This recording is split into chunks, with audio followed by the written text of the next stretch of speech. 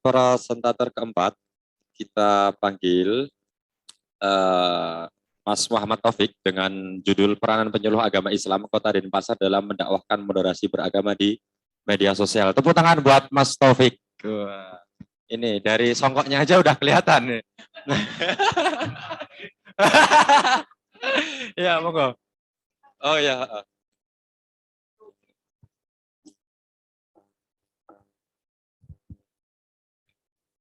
Ini nanti saya kasih timer ya.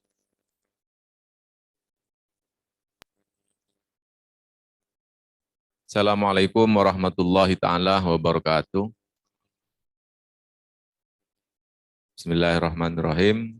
Alhamdulillah wa sallallahu ala sayyidina Muhammadin amma ba'du.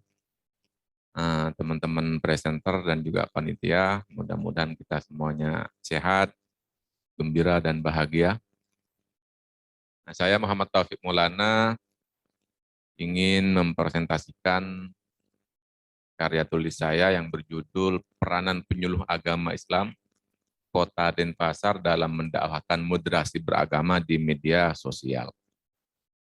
Latar belakang tulisan ini yang pertama adalah moderasi beragama untuk saat ini atau tahun sebelumnya juga sampai saat ini menjadi program prioritas. Kenapa? Karena moderasi beragama ini merupakan program yang memang harus digerakkan dan digalakkan demi melawan gerakan-gerakan radikalisme, baik di dunia maya atau di dunia nyata. Kemudian yang kedua, pemanfaatan media sosial ini sebenarnya sudah disebarkan kepada seluruh teman-teman penyuluh. Ya. Jadi dua program ini menjadi latar belakang dalam tulisan saya. Sehingga dalam tulisan ini saya ingin meneliti ya atau ingin mengetahui bagaimana peranan penyuluh Kota Denpasar dalam mendakwahkan moderasi beragama di media sosial, apakah memang sesuai dengan program yang diutamakan oleh Kementerian Agama yaitu moderasi beragama, dan juga surat edaran tentang pemanfaatan media sosial. Lanjut, Mas. Kemudian metodenya saya menggunakan metode kualitatif dengan jenis penelitian eksploratif dan deskriptif ya. Jadi bagaimana saya bisa mengetahui peranan penyuluh Kota Denpasar dalam mendakwahkan moderasi beragama di media sosial, dan juga bagaimana memberikan strategis ya, alternatif untuk bisa memaksimalkan peran penyuluh di media sosial dalam mendakwahkan moderasi beragama. Nah, data yang saya gunakan itu adalah laporan-laporan bulanan dari teman-teman penyuluh di Kota Denpasar, dan juga wawancara kepada tenaga di Bimas Kota Denpasar. Kemudian tentang penyuluh agama itu, yang pertama pengertiannya adalah memiliki tanggung jawab, ya, wewenang dan hak untuk melaksanakan kegiatan, bimbingan dan penyuluhan di bidang keagamaan Islam dan pembangunan melalui bahasa agama. Ini namanya penyuluh agama Islam. Kemudian fungsinya apa? Yang pertama adalah fungsi informatif dan edukatif. Fungsi kedua, konsultatif. Fungsi ketiga, administratif. Yang keempat, advokatif. Ini penyuluh agama Islam. Kemudian tugasnya apa? Tugasnya adalah membimbing atau membina kepada masyarakat, khususnya majelis binaannya.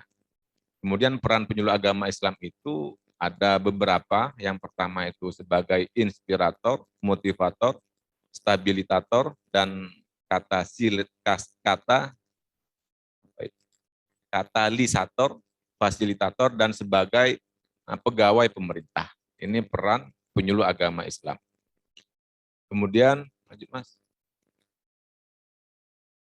Nah, ini yang paling penting ya, yang paling penting tentang dakwah dan moderasi beragama di media sosial. antara moderasi dan radikalisasi itu di media sosial kan saling ini ya, saling jotos lah. Konten-kontennya itu baku konten ya. Makanya ada kontra narasi itu kan untuk melawan atau paling tidak mengimbangi konten-konten yang mengarah kepada tindakan atau paham radikalisme.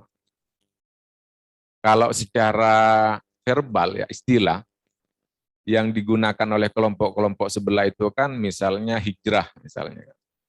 Ketika kita ketika kita melihat atau meneliti kata hijrah ini ternyata lebih viral atau lebih masif daripada kata tasamuh atau tawasud. Nah, dari istilah ini saja bisa melihat ya, bisa memperhatikan bahwa konten-konten yang mengarah kepada radikalisasi itu lebih banyak dan lebih masif, bahkan lebih kuat daripada konten-konten moderasi. Sebenarnya sama-sama dakwah, ya, dakwah secara secara lugatan. Secara lugatan artinya mengajak atau merekrut. Konten moderasi, konten radikalisasi itu juga dakwah, mengajak atau merekrut. Kemudian sarananya apa? Media sosial. Ya, media sosial ini menjadi sarana atau media untuk merekrut, mengajak para netizen, orang-orang untuk bisa bergabung, baik di kelompok radikal atau kelompok moderat. Nah, kita sebagai aktivis media misalnya atau pelaku dakwah di media sosial, seberapa banyak konten yang kita publish ya. Kalau tadi mbaknya yang dari Malang itu ada berapa mbak? 500 mendapatkan muri. Nah, apakah cukup ini untuk mengimbangi paling tidak atau mewarnai paling tidak di media sosial? Kalau menurut apa yang disampaikan oleh Pak Menteri Agama itu bahwa beliau pernah bertemu dengan narapidana dari terorisme atau radikalisme itu, langsung bertanya kepada orangnya bahwa dia memang terpapar radikalisme itu dari media sosial, dari konten-konten media sosial. Begitu juga penelitian dari Wahid Foundation 2018 bahwa banyak kaum perempuan itu terpapar dari paham radikalisme melalui media sosial. Yang awalnya itu adem ayem karena mendengarkan satu video sudah berani menyalahkan tetangganya yang tahlilan. Iya kan? Gitu. Jadi begitu. Jadi sama-sama dakwah sebenarnya, sarananya sama. Tapi kita untuk saat ini masih lebih banyak konten-konten radikalisme. Kemudian lanjut Mas. Bagaimana peran penyuluh ya, penyuluh Kota Denpasar khususnya, bahwa ini langsung yang berdakwah di media sosial, terutama di tentang moderasi beragama itu dalam penelitian saya dan dalam teman saya hanya 10%. Hanya 10%. Mungkin ya paling besar itu mohon maaf saya, karena saya juga mengelola Aswaja Dewata. Itu founder Aswaja Dewata. Jadi ketika saya menyampaikan penyuluhan menggunakan Aswaja Dewata, gitu. Aswaja Dewata. Kendalanya apa? Yang pertama usia tidak milenial, gagap teknologi, tidak ada tenaga atau yang bisa edit, yang bisa menjadi tenaga lah. Kemudian tidak tersedia fasilitas, misal kamera atau studio. Dan tidak ada dukungan internal atau eksternal. Ini temuannya di penyuluh agama Islam di Kota Denpasar. Nggak tahu di penyuluh teman di penyuluh yang lain. Kemudian, nah bagaimana caranya kita memaksimalkan peran dakwah penyuluh agama Islam di media sosial itu? Saya punya usulan dan juga ini merupakan pengalaman pribadi ya. Yang pertama itu adalah akun pribadi. Nggak tahu apakah seluruh penyuluh agama Islam se-Indonesia ini memiliki akun pribadi, paling tidak Facebook ya, paling tidak Facebook, karena Facebook ini kan untuk semua umur, semua kalangan. Kalau IG apalagi TikTok itu masih terbatas. Jadi dengan akun pribadi ini kalau tidak bisa membuat konten secara pribadi, misalnya live, misalnya menyampaikan kultum atau ngaji kitab misalnya, maka harus menggunakan opsi yang kedua. Kita ngambil konten-konten yang dari sumber yang terpercaya, misalnya dari online, ya kan, kemudian dari Bincang Syariah, misalnya alif.id, monggo dipersilakan. Jadi konten, terutama media dakwah, moderasi itu tidak harus kita sendiri yang buat. Konten itu bertebaran di mana-mana, tapi catatannya harus melihat sumbernya siapa dan bagaimana anunya Pak, isi kontennya. Gitu. Kemudian yang kedua, difasilitasi oleh Kementerian Agama. Ini yang sering saya sampaikan. Sesuai dengan kendalanya tadi, karena tidak ada kamera, tidak ada editor, tidak ada adminnya. Bagaimana nanti dari Kementerian Agama itu di setiap KUA atau di setiap kantor BIMAS, ya, kantor Kementerian Agama kabupaten atau kota, disediakan fasilitas atau studio.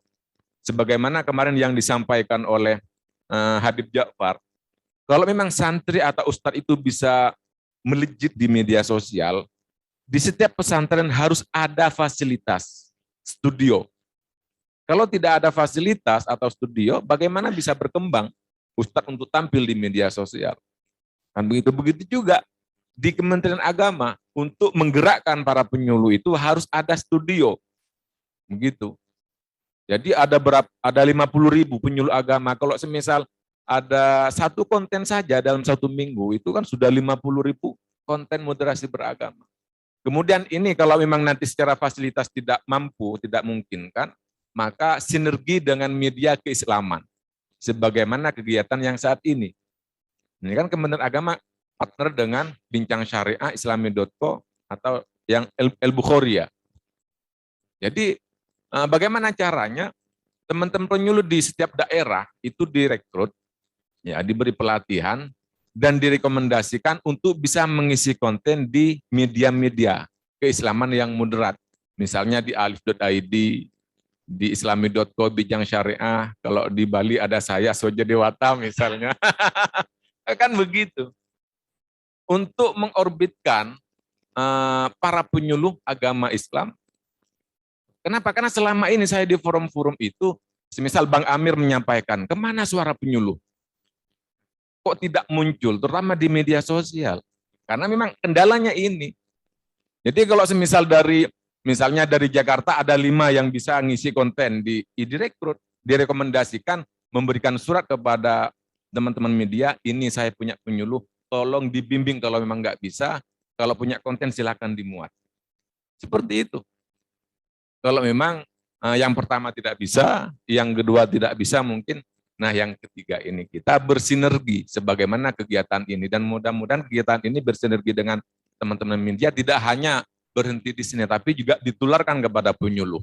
Begitu. Nah seperti ini, santri membaca, ini penulisnya dari mana, kan ada riwayat singkat, islami.co, kemudian itu, mohon maaf saya tampilkan Aswaja Dewata. Jadi seperti itu. Jadi seperti itu. Ya. Jadi seperti itu caranya. Sinergi itu harus seperti itu. Dan ini merupakan support dari Kementerian Agama untuk bisa menyamakan pemahaman tentang moderasi beragama. Kemarin yang disampaikan oleh Mas Safi itu kan, teman-teman media dengan Kementerian Agama ini untuk moderasi beragama belum ketemu. Nah ini solusinya, teman-teman penyuluh se-Indonesia digerakkan. Misal ya 10% lah sudah berapa puluh ribu itu.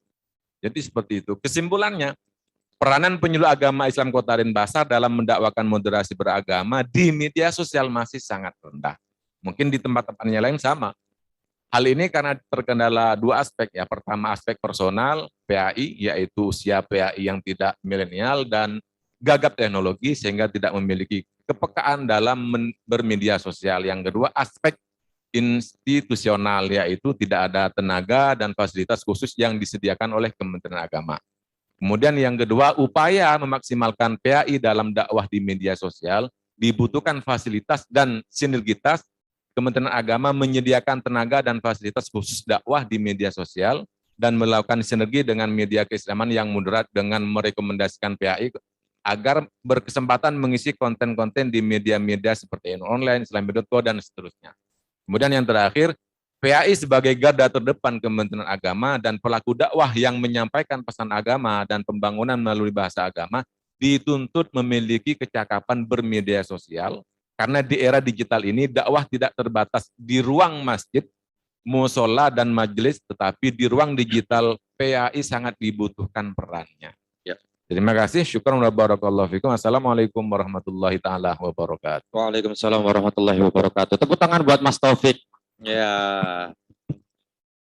Salah